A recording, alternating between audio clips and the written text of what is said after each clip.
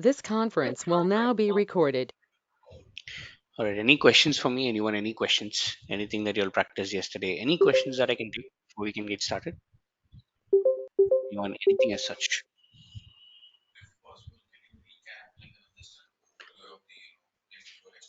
Sure. Definitely. I'll. Mhm. Okay. Sure. I'll recap it out before we get started. Yes. Any questions that I can address? Right, so just a quick recap of what we've been doing on, let's say, day before yesterday. Is that we've been talking mostly around life cycle management policies, which just gives you an option to go ahead and, let's say, control the life cycle of a blob. When I mean a life cycle of a blob, you can tell if you want a blob in hot, cool, or an archive tier. And you can now set rules under life cycle management policy out here, telling how do you want to, let's say, convert the life cycle of a blob from, let's say, is it, let's say, sitting in hot, or let's say after 30, do I want to, let's say, convert it into cool, or do I want to put it into archive? What exactly that I want to do is that you can now define a set of rules out here, which is automatic in nature. You can go ahead and set these rules automatically and will take care of it. Again, we were also discussing about what is the difference between a blob sitting in cool and archive. So the main difference out here was that cool, you still had to pay something. Archive, there is literally almost zero cost out there. Meaning for even 5,000 terabyte of data, we saw that the cost was around 800 rupees for a month that you have to pay. So it's literally no cost that you're actually paying for the storage capacity, but your blobs won't be available. Blobs will not be available.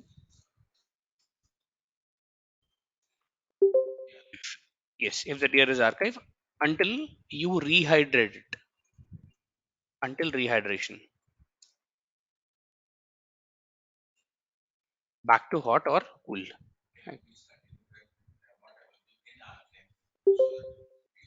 Okay, not available in archive. That's the reason I put this under the archive bracket. Uh-huh. Not available in archive. Okay, let's see. No problem. Archive. Okay. Until rehydration, it's not really available out here. So this is the biggest difference between, let's say, being in archive and, let's say, something like this. Again, that's the reason documentation comes into picture. So life cycle management. If you go here, tell you how to configure a life cycle management policy. How do you do it with portal? And also the examples out here. And also get the access tiers of a blob, or the access tier Azure storage. That's where all these things come into picture, where it'll tell you what is hot, what is cool, what is archive. Again, an online tier optimized for, let's say, highest cost storages was lowest access cost. Again, if you look at archive, an offline tier that is archive is rarely accessed and all that stuff. That's what archive and all that stuff is. So if you just look at this one, it'll tell you what you can do with an archive, what you cannot do with an archive, and all that stuff. So documentations, please go through it on a timely basis. Try to, let's say, look at what are the documentations available as and when the class is over. I'll also give you the links, and all the links that I'm giving you are from Microsoft documentations only. So this is going to be our first stop solution. And if we do not really find anything out here, then we can, let's say, look at the secondary links out here. Like, a lot of blogs and all these things. We can look at those things as such out there. Hmm. Okay.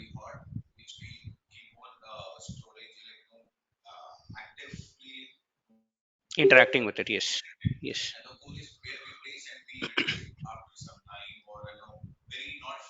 Correct. Yes. We be able to. Yes. Correct. Archive until, yes. We do not, let's say, go ahead and pull that back again. Yes. Any more questions here? Let's put if you want, please. Is anyone any questions still here?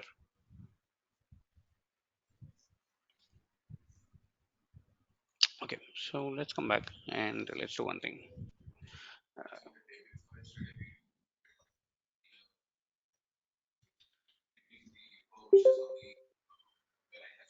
Hmm. Okay.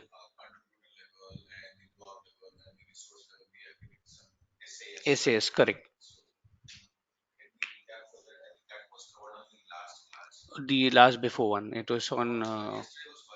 Yes. Okay. Okay. Okay. Hmm. Let's see. If I have a storage, I do. So the agenda behind giving the SAS again, if you want to have someone access your storage account, you'll have to give some kind of a permission, isn't it? And that's where shared access signature as a concept comes into picture. So without going into the depth of it, just giving you the overview. So shared access signature now gives you a control on what kind of a permissions does someone with this particular key has an access to your storage account. You can say whether you want read, whether you want write, list, delete, and all these things out. You can generate a key out here, and that key can be shared end user, those who want to access your storage account, and those end users can use something called as a storage explorer as a software and connect to your storage account using those connection strings out there. So once they connect to it, depending upon the permissions they've been given, whether is it read or whether is it write, they'll be able to perform, let's say, operations accordingly. So if it's only read, then they'll be only able to see the containers. They'll be only able to see the content inside the containers and all these things out. If it's read, write, if you say write also, then you can also go and upload your blobs and all these things, but you cannot delete them out there. Depends upon the permissions out there as such. So that's the shared access signature. Again, if you look at this one, it's, yes, it just tells you a shared access signature is a URI that grants access rights to your storage resources, and you can provide, let's say, what kind of an access that you need or what kind of an access that an end user needs out here, and etc. That was shared access signature that we did on that day out there as such. Hmm. Okay. Hmm.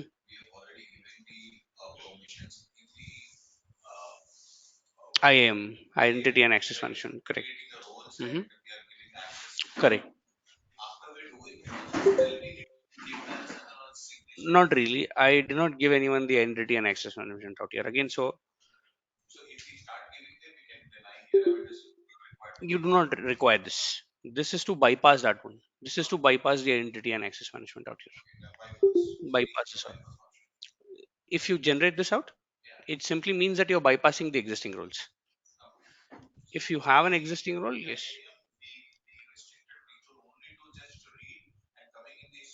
Mhm. They'll still be able to, yes.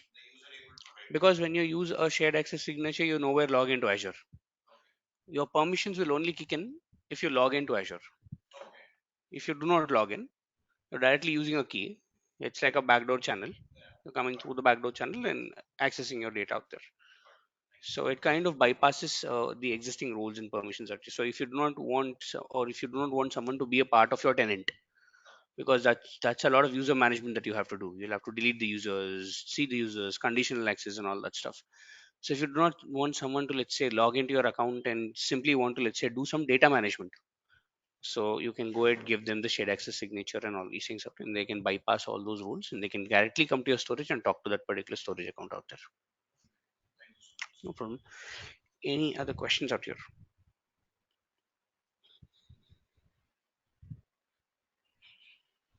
All right. So till now we've been discussing about things like, let's say, the tenant, let's say the subscription. Then we have something like a resource group, and then we have a storage account.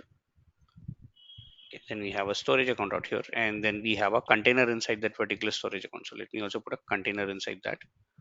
And the relationship is something like this. Under a tenant, you have a subscription. Under subscription, you have a resource group. Under resource group, you have a storage account. Under the storage account, you have a container, and under container, you have the blobs.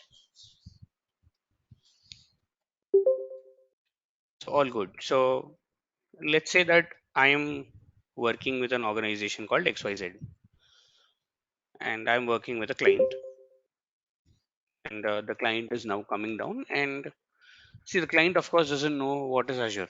If the client would have known what is Azure, he wouldn't have really hired us, right? So we have the technical skill. The client doesn't know really what Azure is. He just knows what he needs. So the client comes here and says, okay, fine, you know what? I want you to create a resource group. He comes here and says, okay, fine, I want you to create a resource group. So very simple. You go to the Azure portal and you start creating a resource group. And here you have questions like, okay, fine, which subscription do I want to create the resource group under? And what is the location that I want to create the resource group under? And also, do you prefer a particular naming convention? Is there a naming convention that we need to follow and all these things? So let's see. Am I recording? Yes, I'm recording. Great. So couple of questions out here for the client is that, you know what is the location, and what is the RG name, and what is the subscription. So he tells, okay, fine, going forward, please use the location as, let's say, Central US or North US or North Europe or something like that. RG name, up to you, not a problem, but I just want RG name to start with dev or QA or something like that. Subscription, he'll tell you, okay, fine, there is one subscription XYZ. You can start creating things under it. So I'll say, okay, fine, thank you for the details. I'll create this out. So I'll create and I'll tell my client that, okay, fine, you know what, you have a resource group ready. So tell me if you want any resources inside that. So the client comes back and says, yes, I want. I would need a storage account. Again, I'll have multiple questions out here telling, okay, fine, what kind of a storage account do you need? Do you need a standard? Do you need a premium?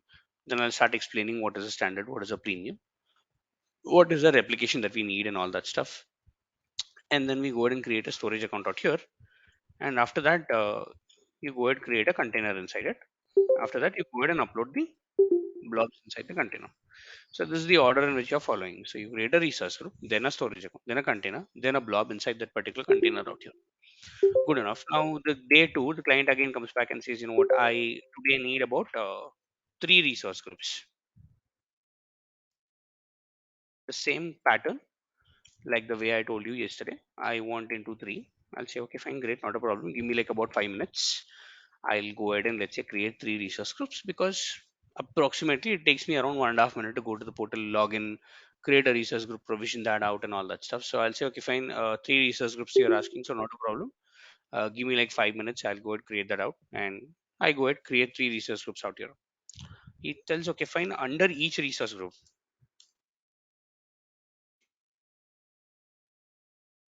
I need around five storage accounts.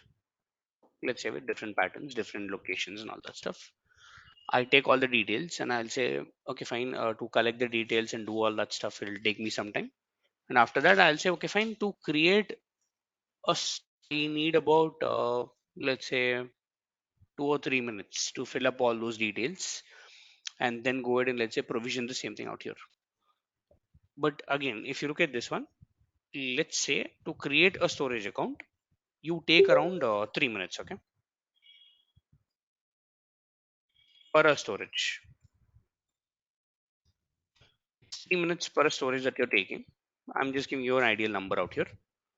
Now, the amount of storage accounts that you need to create, because you have three resource groups, five storage accounts under each and every resource group. So that becomes 5 into 3, 15 storage accounts that you need to create. 3 minutes per storage account, which gives you around 45 minutes out here. Around 45 minutes of time for you to create all these resources, provision them out, and all that stuff. Client still says, okay, fine, okay, 45 minutes, it's not a big deal. Go ahead, create it out, not a problem. And now he comes back and says, okay, fine, you know what? uh, I gave you five storage accounts under each and every, let's say, storage, right? And you give me 10 containers under each and every storage account. We can, again, 10 containers under each, which makes it 10 into 15, 150 containers. So I would say we now have 150 containers out here. Now, how much time do you think that this will take? Approximate 2 minutes for each container. So 2 into, let's say, 150, 300 minutes. That's around, let's say, around 4 5 hours. Yes, 5 hours. Yes, exactly 5 hours. Currently like 5 hours out here.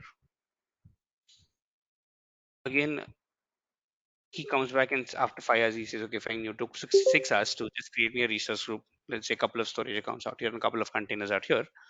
And now he's telling, okay, fine, now I have some data. I have 100 blobs to be uploaded under each and every container. And now that brings me around 100 into 150 containers out here, which gives me around 1500 blobs to be uploaded.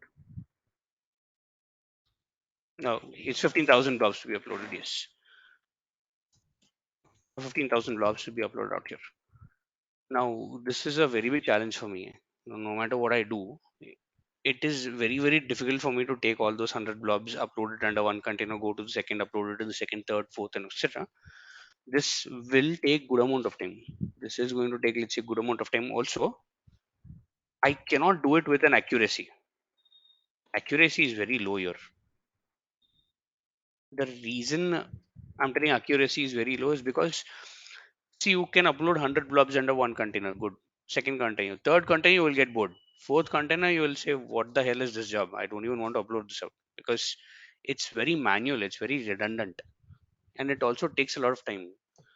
Now, the client will simply say, you know what, from the next time, the first time I gave you around 45 minutes, 5 hours, and also then you take around 3 hours, upload it out. So, you have taken one entire working day, which is around 9 hours of time, uploaded all these things, did all that stuff, great.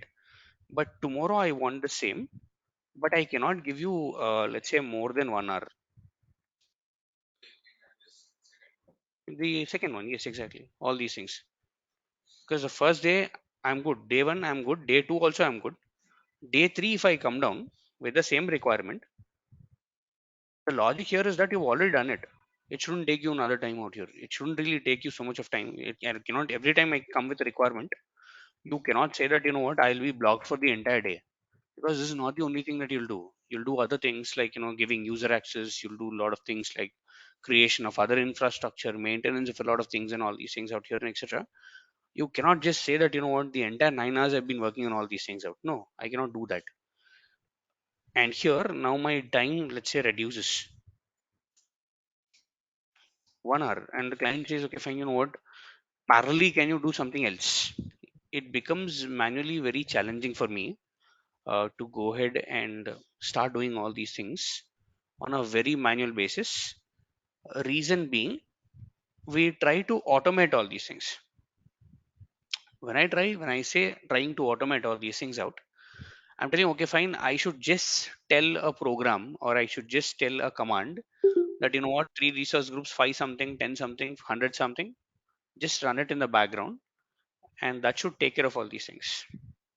I do not even have to come and intervene in between. There shouldn't be a manual intervention. So I'll tell my client, you know what, I don't even need an hour. You know what, it'll be running in the background. Tell me what else do I need to do. That's what automation really is. That's the really requirement of automation out here, because see, the businesses are expanding, cloud is expanding, and also what cloud was 3 years or 4 years ago is not the same right now. The demand of an engineer who knows cloud is, let's say, really high today. The demand out here is that automation, you need automation out here, and that's what Azure also did. See, when Azure started their journey with cloud, right? They started with something known as a classic portal. Back in, say, 10 and 11, they had something known as a classic portal with limited automation support.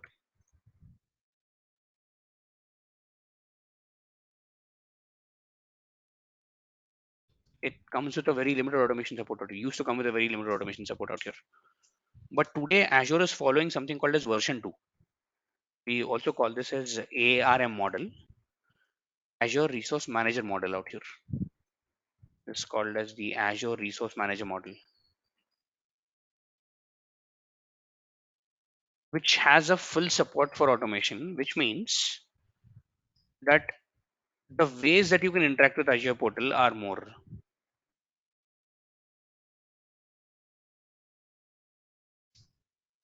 So I would say the very beginning, the very starting way is that, manually go to the portal and log into the portal and start creating your resources, viewing your resources, and all that stuff. B is that you can programmatically do it by using something like a PowerShell script or something called as a bash script, shell scripting, bash script, and all that stuff.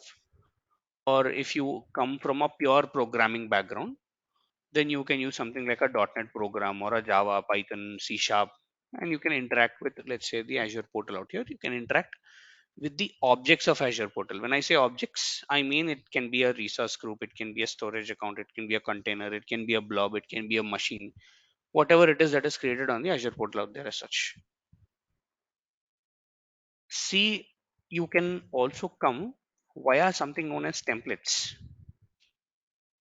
Either you can write a program or you can use a pre-existing template in the form of ARM templates, Azure Resource Manager templates, or something called as Terraforms. Azure portal also kind of supports this. Finally, do you something have a REST API calls? Meaning you have URLs where you can place things out and you can do something known as a REST API call out here. So you can basically go ahead and interact with the Azure portal in these ways out there. And the first thing that we started with is that we said, how do you use portal and then start interacting with Azure? The second thing that we're coming down to is by using something called as a PowerShell script out here. As a PowerShell script, again, Bash is something that I'm not covering right now completely. Bash is something that we'll look at the very end of the course, where we'll interact with something called Dockers, Kubernetes, and all that stuff. So very little Bash, but a more of PowerShell is, let's say, coming on the way.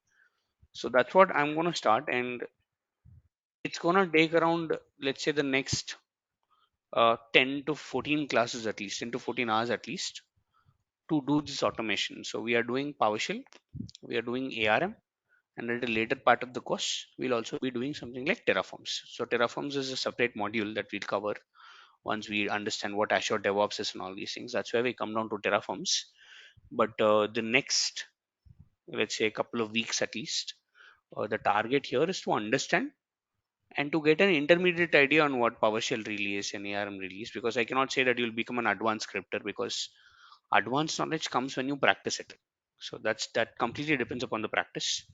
Here, what I'm trying to do is that give you all the tools, give you all the basics of it, so that you can start building things on top of it. Again, on the journey of this course, I'll also suggest a lot of YouTube channels. So you can go there, you can look at a lot of PowerShell videos out there, and etc. But believe me, your resume needs to carry one of these, at least one of these. Today, the demand is that, okay, fine, do you know PowerShell? Great. Do you also know ARM? Do you know Terraforms? Do you know CloudFormation templates? Do you know Bash scripting? Do you know Linux and all that stuff? So the demand is ever growing.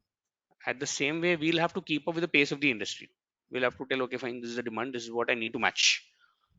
That's where you need to start looking up at profiles in, let's say, Naukri or Monster. Just type in Azure DevOps. See the profiles that you get. See what kind of a job description they are giving you. What is the demand? Match it to the course. See where we are. See where we are lacking. See what we need to, let's say, do more and all these things out there. Yes, before I move forward with starting PowerShell, anyone any questions out here?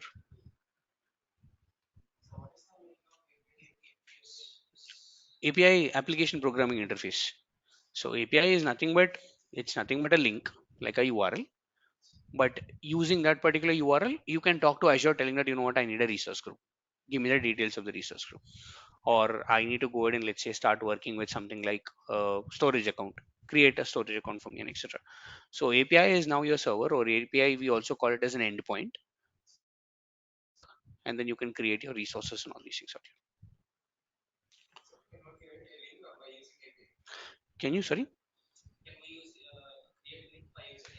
It's not a link, it's a ready-madely available link out here. So using a link, you can provide your parameters like the name of the storage, like the location of the storage, and talk to that API, and that API call will go ahead and, let's say, create things out for you out there. You can create those resources and all these things out here. Yes, any more questions here?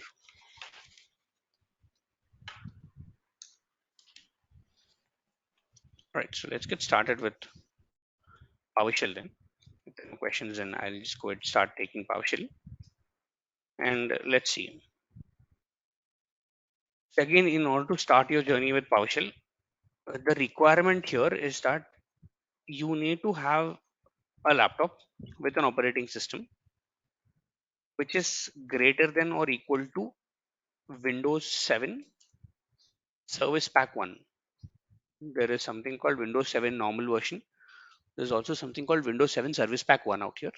So your operating system should be greater than or equal to something called Windows 7 Service Pack 1 out here. So Windows 7 Service Pack 1, Windows 8, Windows 8.1, Windows 10, Windows 11, good enough. Again, the preferable operating system, if you were to ask me, will be a Windows 10 operating system. That's like the more, let's say, latest operating system out here. Sorry? No, I would say the Windows operating system I'm talking about. I'm not really talking about, let's say, the Outlook version or Microsoft Outlook version that I do have. Windows 11 is the latest. Windows 11 Pro and all is the latest. But I would say anything higher than Windows 10, Windows 10 or Windows 11 or anything which is latest is good enough for me. Windows 7 still works, but you still need to do some tweaks. You probably need to update your operating system. You need to download a lot of updates and get it done. But yes, if it's greater than or equal to Windows 7, I'm good. Windows 10 preferable. This is something that I need. Option B, oh sorry, not option B, but the second step here is that after the operating system, you need to have a software called PowerShell installed. Again, how do you install it? You don't really have to install it. It comes by default with Windows operating systems. Like you have something like a CMD, command prompt. So we've been using command prompt since like ages. You get something called command prompt with your system. At the same way, in the same way, you get something called PowerShell with your system. Windows PowerShell looks very similar to the command prompt console. Not a lot of difference, but this can take PowerShell commands. This console cannot really take a PowerShell command out here, which means I'll just close this out. It looks something very similar to, let's say, your command prompt console. It will allow you to write commands. You can go and write a lot of commands, execute a lot of commands, and all these things out. But the problem with this particular, let's say, PowerShell console out here is that it's a single non-interactive window. What do I mean by that? Is that, see, you cannot do things like debugging. You cannot do things like, what, I want to write my script. I also want to save this for future purposes and all that stuff, which makes it very difficult with this particular single line console. I can still write my commands, execute it out and all that stuff, but I cannot do a lot. And that's where they came up with something called PowerShell ISE. If I type in PowerShell, there is something called Windows PowerShell ISE, Integrated Service Environment. So if I go here and to open this out, this is how it's going to look like. So in your case, when you open it out, right, it might look just like this, a single window out here as such. You have the option to split your screen. This is the option here in the very top of the screen out here. Let's see. This is the option, the very top of the screen, when you can split your screen, let's say horizontally. You have, let's say, something like this, or you can split your screen vertically by making it into two halves, or you can have a full screen out here. And the white color screen that you see here, it's called as the input console. And you can go ahead start typing your commands. You can go ahead and start saving your commands and etc. It looks similar to a notepad window. It's like a notepad window where you can start writing your commands, where you can start giving inputs to your PowerShell. And the blue screen that you see here is the output console. So whatever that you write here can be executed and the output of the same can be seen in this particular window out here. So what this PowerShell ISE, let's say, give you the ability out here is that PowerShell ISE lets you write, lets you save, lets you debug, lets you understand what are the commands and etc. And there's also something known as autofill mode in PowerShell where when you start typing something, it automatically give you suggestions telling you that, okay, fine, what exactly that you want to write. Probably you want to write something like this and so on and so forth. And more advanced tools than PowerShell, would be something like a VS Code, Visual Studio Code, and all these things, which we'll talk about on how do you install Visual Studio Code and everything. Yes, this one is the output console. So input and output. Again, you can also type the commands directly out here. But if you type it here, you will be able to save it, reuse it at a later point in time, make corrections to it and all that stuff. So it gives you an interactive way to go ahead and, let's say, work with your commands. Yes, any more questions out here? Okay, so let's start typing something. Let's start working with PowerShell. And the very first command that I'm going to introduce is called as a write hyphen host. Called a write and then hyphen and then something known as host, wherein I'm just telling PowerShell that, you know what, write something, give me some output. If I just do this command and type my statement, it'll say, okay, fine, I'll write something down in your PowerShell console. If you are familiar with a C program, it's like a printf statement in C. It's like printfs in C, which just goes ahead. Whatever you write in that particular input console, it'll just go ahead and display this in the output console out here. For example, I'll say write host space, and then I'm opening up something called as quotations, wherein I'm saying my name is Kiran, something that I'll say. And then I want to just execute this particular line. So what I can do is that I can put my cursor on the line number one. And here there are two options. There's something called run everything, meaning all the lines will be executed. Whatever lines that you have written till now will be executed. Or if you just want to run some selective lines, you can call, let's just say highlight these lines, or you can just place your cursor there and just click on this particular button. And what this is going to do right now is this. It's firstly telling what did you input here, telling this is your input, which is write host command, and this is the output, wherein it is telling you, okay, my name is Kiran in the output format. Let's say you want to differentiate the color of input and output. You want your output in a different color out here. You can also do that. So write host supports something called as script arguments, meaning after your script is done. Now this is your skeleton. If I execute this, yes, my job is done. But you can give additional commands to your script telling that, okay, fine, you know what, I want this line in a color called yellow or green or something like that. So you can do one thing, you can do a space, say hyphen, and as in when you do a hyphen, the PowerShell ISE here loads a lot of things, suggestions out here for you, telling what do you want to do really. I support all these things, and I'll say, okay, fine, I need a foreground color called green. And now it prints the output in a different format, because till here if you execute it, it's just a normal statement. But if you execute your entire line, the command now has an additional argument. Everything which you pass in by using something called hyphen, hyphen, and all these things, we call these as additional script arguments out here. And I'm passing an argument here telling my name is Kiran out here. Again, I simply cannot write my name is Kiran. I cannot do this. Reason being, this is not a notepad. This is a PowerShell IC, and if I try to, let's say, execute this out, I tend to get an error, because PowerShell doesn't really understand your language out here. You need to talk to PowerShell in the language it understands, and the language PowerShell understands is itself PowerShell out there. So this is how we go ahead and write out the statement out here. In my case, I said, okay, fine, write host, my name is Kiran, foreground color something like green out here as such out there.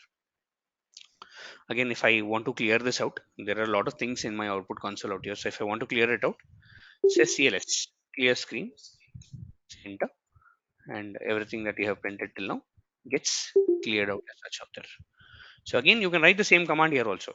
Write hyphen host and say my name is Kiran with a foreground color and all that stuff. You can write it, but the problem is that it won't get saved. Meaning here, if you write something, I'll say Control S save. I can now start saving these files. So let me go ahead and save this out for a sample. I'll say 7 a.m. PowerShell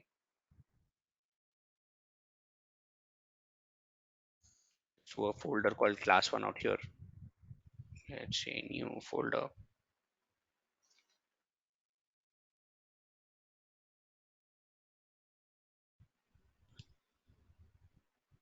And if I do introduction, I can save it in a format called introduction dot ps1. It becomes a ps1 file. It's a PowerShell file out here. So I'll say save.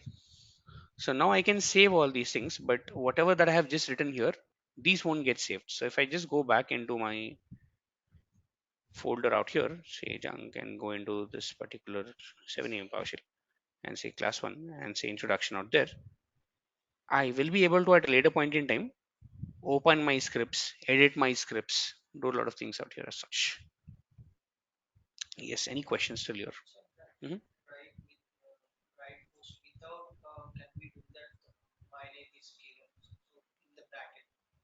Without the bracket? Without this bracket, you saying? This one?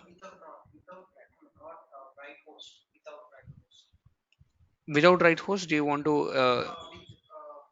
Okay, just the brackets out here. If you do not do a right host, so let's do this.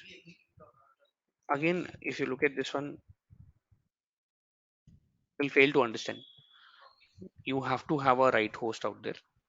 It will fail to understand. So you will need a right host statement out there to write something out there in PowerShell.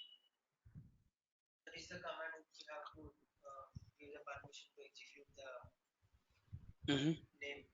Yes, whatever you have written in that particular quotes, now to execute that, you will need a command called write host to execute that out there. So let me write down a couple of statements. I will say another line. I'll say write host. I'll say Kiran loves playing cricket.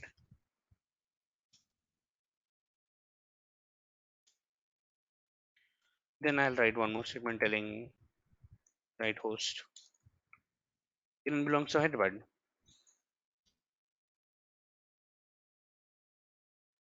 Write host. I'll say some other statement that again this is Kiran. I have multiple things like this. Let's say when you write an actual program, let's say that I have written the word or I have written, let's say, the name called Kiran in multiple places. Kiran, Kiran, Kiran, and all that stuff in multiple places out here. Now, if I want to execute everything, I can click on this one called run script. If I run the script, I say, okay. Now, if you see, it's not giving you any in, let's say, your input statements out here. If you just run this the way it is, it'll first give you the input and then goes ahead and displays the output. So there are things that you're doing out here. So let me clear the screen. Let me come back again. If you just click on this button called run, it'll just go ahead and run the entire script and give you the output out here, whatever the output of the script is. But if you want to do a line by line execution, if you want to do a line by line execution out here, let's say you just want to execute the first three lines, you can select all the first three lines, then execute this. The difference here is that it'll first tell what is this executing and then it will go ahead and give you the output. So there are two things out here that happens. The output console will both display the input and the output out here. This is what happens when you do a run selection. This is used for you to troubleshoot something. Something is failing. You want to understand which line is failing. So you can basically just learn that particular line and go ahead and let's say get this output out here. Good enough. But let's see this. If I just run everything, it's telling my name is Kiran. Kiran loves playing cricket. Kiran belongs to Hyderabad. This is Kiran and all that stuff. Let's say I want to change the name Kiran, not Kiran, but I want to put it Suresh. I want to put something called Suresh out here. So what I need to do is that I need to go to first line, change it to Suresh. Go to second line, change it just to Suresh. Third line changes to Suresh. Fourth line changes to Suresh out here. Now the issue with this approach is that I can make spelling mistakes while I'm let's say doing all these things out. And if the number of lines are 4, I took around a few seconds to go ahead and do it. If there are 40, I'll take more time. If there are 400, I'll take more and more time. If there are 4000, then I'll even forget about, let's say, doing all these things out. So I would want a way to reuse my names. I would want a way to replace my names out here. So instead of going ahead and hard coding a name, this is called hard coding, wherein you're going ahead and giving the actual name the way it is. Instead of hard coding it, I can start using, sorry,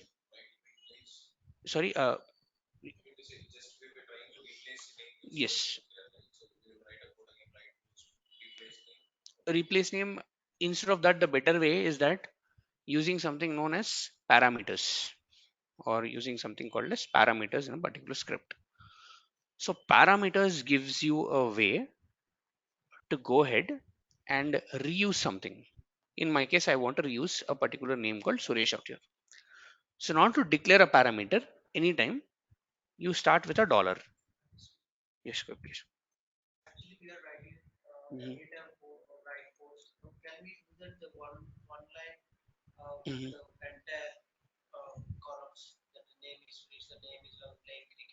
Mhm. Yes.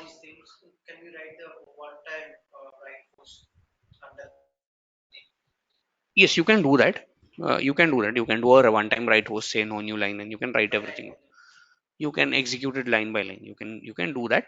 Uh, there's a way to do that out there. But what I'm trying to explain is I'm trying to create in parameters out here. So that's the reason I just wrote it in line by line execution out there as such. Right. So in order to declare a parameter in a PowerShell script, you'll have to start with dollar.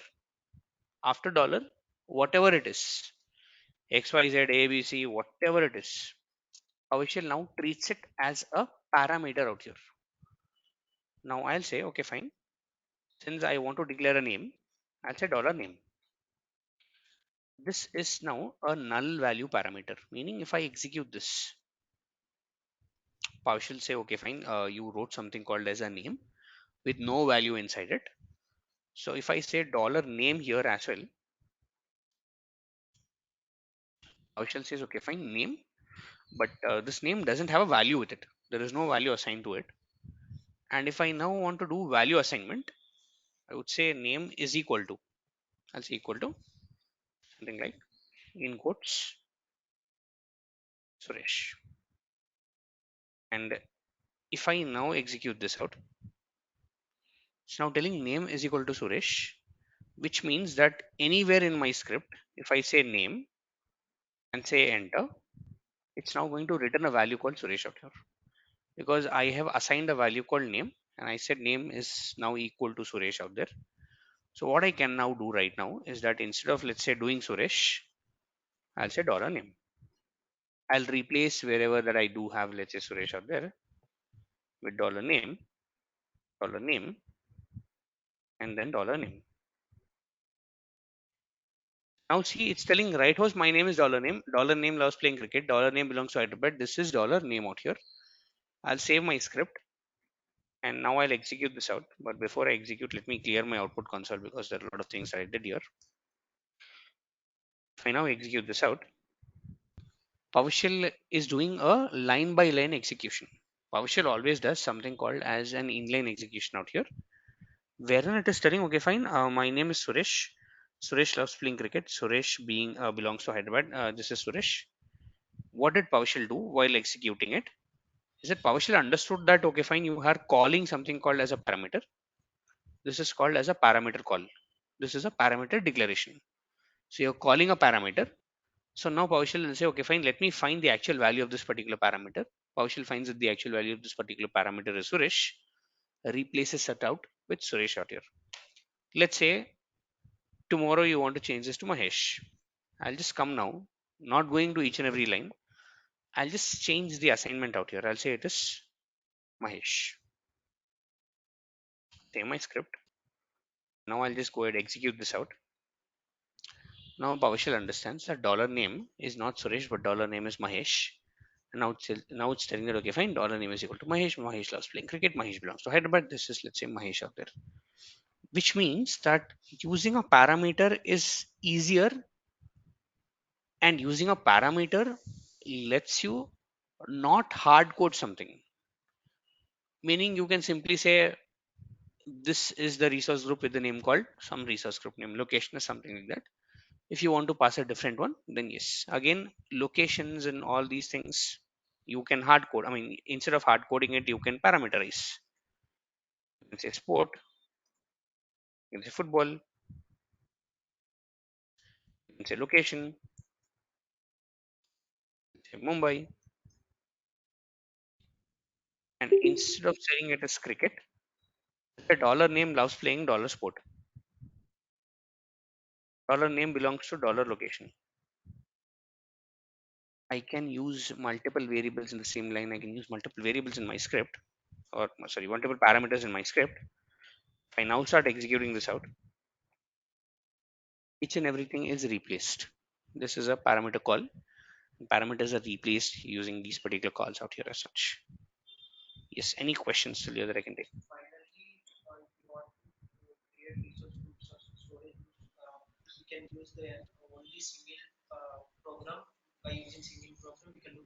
Yes, you can do a single end-to-end program, do multiple things out here using that particular program as such. Yes, any questions still here? Mm. Yes, you can have two parameters in a single line, just like the way I declared. Uh, Okay, meaning the names. In the names, we'll say Ramesh, comma, Suresh. Yes, you can do that. I execute this out. Say dollar name. You can do that out here. Now, this is not a single name. This is now a collection of names, or I would say each and everything in PowerShell we call it as an object. So if it's a single object out here, when the name was a single object, this is called as a string. When I put a hash here, it means I'm writing some comments. It is commenting out my script out here, which means that this one won't be executed in PowerShell. So if I put a dollar string, it says, okay, fine, great. This is just a comment, so I won't do anything. But if I just put a string here, something like string, I automatically got this error telling that unexpected token called string. So if I execute this out, then PowerShell tells string is not a recognized command, that I don't understand what you're talking about. That's the reason we put in comments by putting a hash symbol in front of what you write. By putting a hash symbol in front of what you write, you can comment things out, which means that if you see, if I put a hash here, the entire line is commented. So if I just do a CLS clear screen, save my script out and execute this out, I'm not getting that line at all. PowerShell is not executing that particular line called 9. It's a comment. It's a hash. So PowerShell is telling, okay, fine, since you commented, I won't execute it. I won't even treat it as a command. So I'll just move forward it. I'll just move past it is what PowerShell is now telling me. And again, if you undo the command, undo the comment, which is just by removing the hash. Now if you execute this out, you'll be able to see that particular line as well.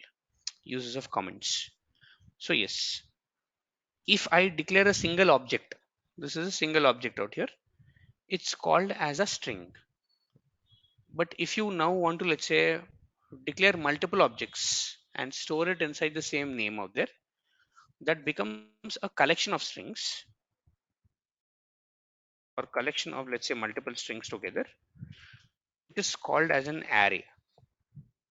In any programming language or in any scripting language, a collection of multiple objects becomes something known as the array or array list. And the way you declare an array in PowerShell is that you put, let's say if I want an array of names, I'll say array is equal to at the rate open and close parenthesis. or curved brackets, we call it as parenthesis out here, inside which you can say Mahesh, you can say Suresh, I can say something like Kiran. You can have these three names declared in a comma separated value enclosed in double quotes. So this becomes the array. This is an array of names wherein this now becomes a string. So if I do a dollar name, I get Mahesh. If I do a dollar array, Mahesh, Suresh, and Kiran out here. These are data types in a programming language: strings, arrays, integers, hash tables, and all these things out. These are data types in a particular, let's say, program language out there as such. Any questions still here that I can take? Anyone? Any questions that I can take till here?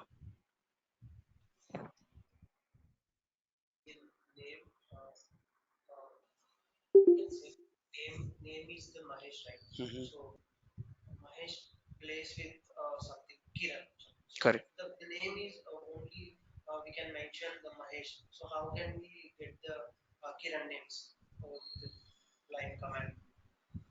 Can you come again with your question? So the name is Mahesh. Mhm. Okay.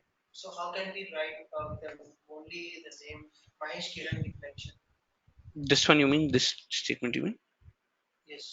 Okay. So you mean that if I do this, so now if it means that instead of doing a name, dollar name, I will have to do a dollar array, because the dollar array now contains all your names, right? So wherever that I declared a name, I'll have to convert it into dollar array.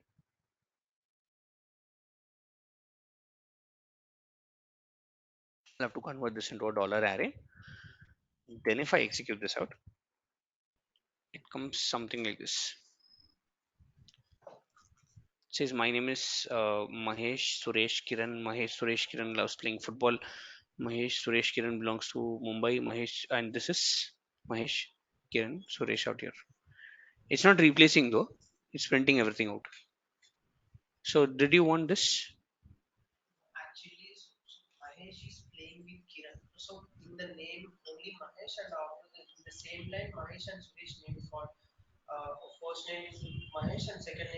Mhm. Can you come again, please?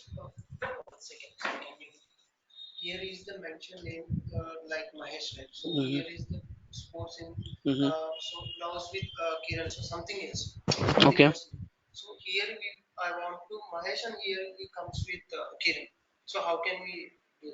Then you'll have to have two different parameters. You'll have to have two different parameters in that case. You'll have to have name one, name two. You'll have to put two different parameters out.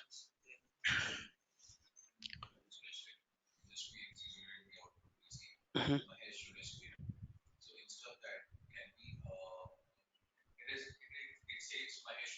Correct.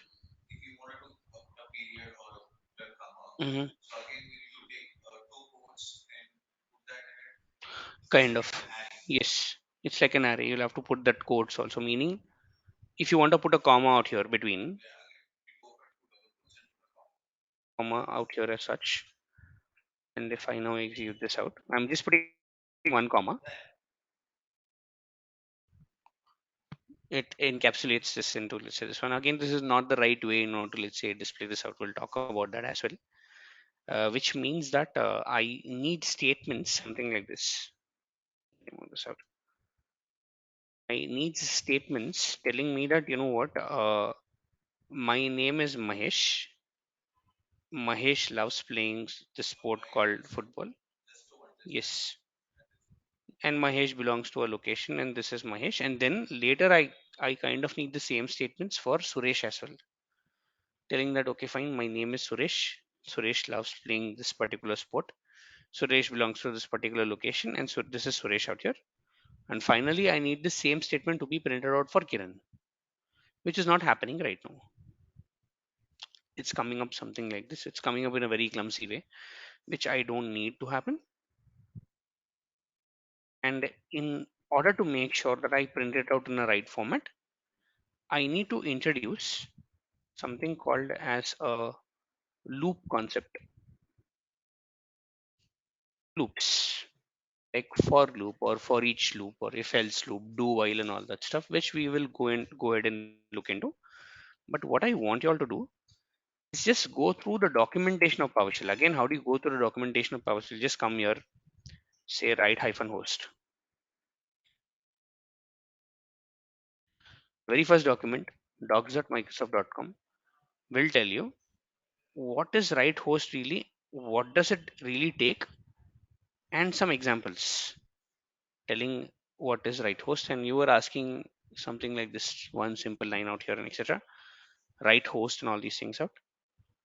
It gives you a lot of examples on how do you go ahead and let's say do a particular write host statement, how do you do this and all that stuff.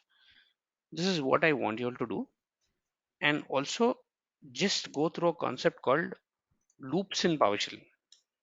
We'll talk about it, of course. What are loops in PowerShell and etc. There are multiple things like for loop. There is something called for each loop and all these things out here. This is something that we are going to go into and understand why do you need a looping concept and all these things, and we'll elaborate on our scripting, let's say in the tomorrow session out there as such. But for today, just go through the documentation, the overall documentation of PowerShell. Even if you want to start with what is PowerShell, I'm good with that. Go to docs.microsoft.com and it says what is PowerShell, what do you need for PowerShell, how do you let's say do PowerShell and all that stuff. Just go through it, and in tomorrow's session we'll start with looping and we'll also see how do you interact with the Azure portal and all these things out. Okay, good, please.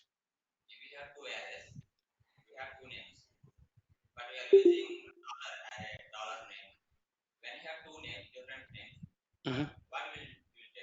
First thing, when you say two arrays, you'll have to firstly declare another array.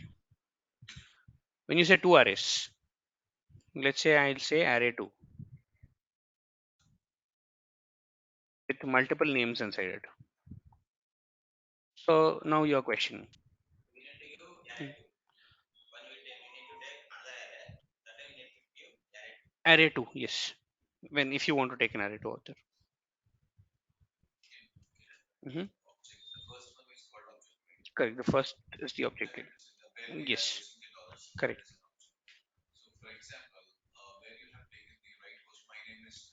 Mm-hmm. Mm-hmm.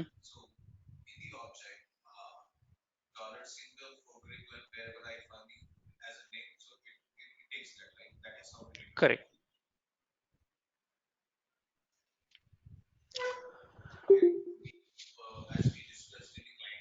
Mm-hmm. Mm-hmm. Yes, we will look into it using the looping concepts and all that stuff. We'll understand how to do that and everything. All right, so that's it from mine today. We'll discuss more on this one. Just go through the very basic of it. I just wanted to give an introduction of PowerShell today, and tomorrow's session we'll do a little bit, let's say, into PowerShell. We'll understand what PowerShell is and all these things. Thanks, guys, and have a good day ahead. Thank you.